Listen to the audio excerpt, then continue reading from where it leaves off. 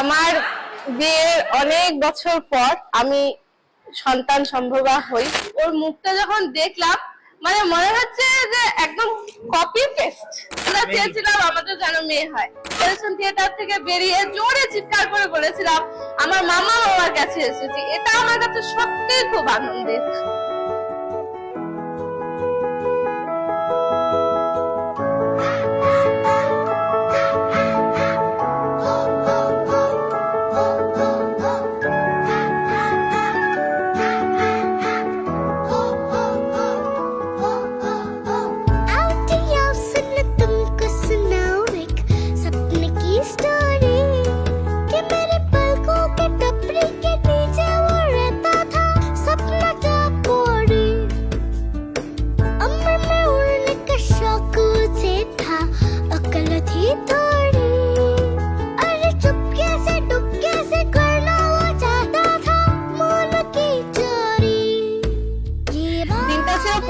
November. তার আগে আমার সাথে একটা ট্র্যাজেডি ঘটেই গেছে, সেটা হলো আমার খুব কাছের একজন আমার মাম্মাম, তাকে আমরা হারাই।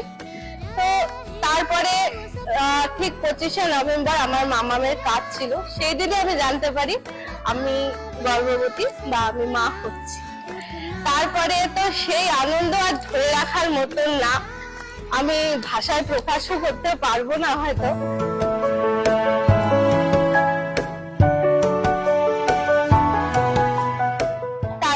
মাম্মাম 4 জুলাই অনেক যুদ্ধের পরে 4 জুলাই 3:30টার সময় আসলো আমার কোল আলো করে। তারপর দেখতে দেখতে 365টা দিন ওর সাথে কাটানো, আজ 365 দিন কেটে গেল। 1 বছরে মাম্মাম পড়ে গেল। আস্তে আস্তে ওর হামাগুড়ি দেওয়া 3 মাস থেকে ও স্ক্রল করতে করতে ও হামাগুড়িও শিখে যায়।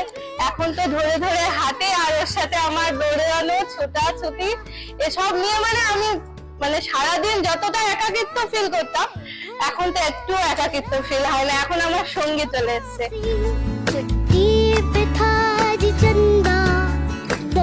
যখন মা হলাম প্রথম, তখন সেই দিনটা তো আমাকে 8 ঘন্টার মতন মাম্মামকে আমার কোলে দেয়নি, তারপর আমার কোলে দিয়েছে।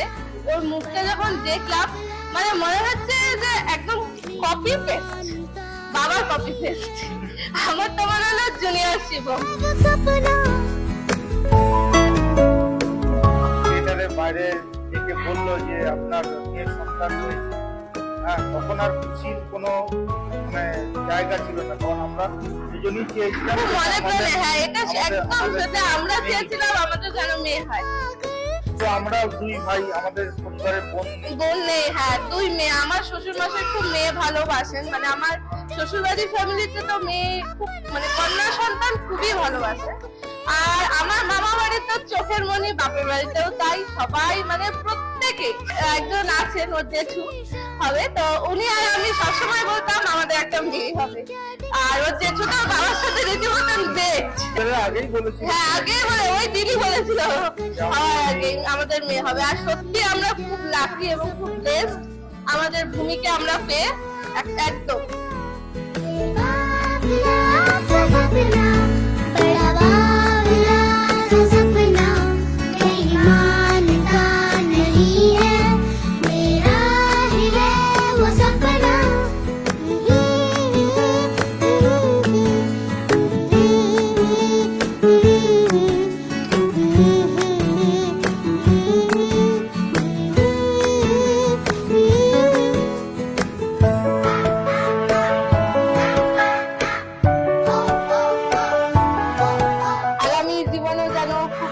মানুষ হয়, এটাই সবসময় চাই।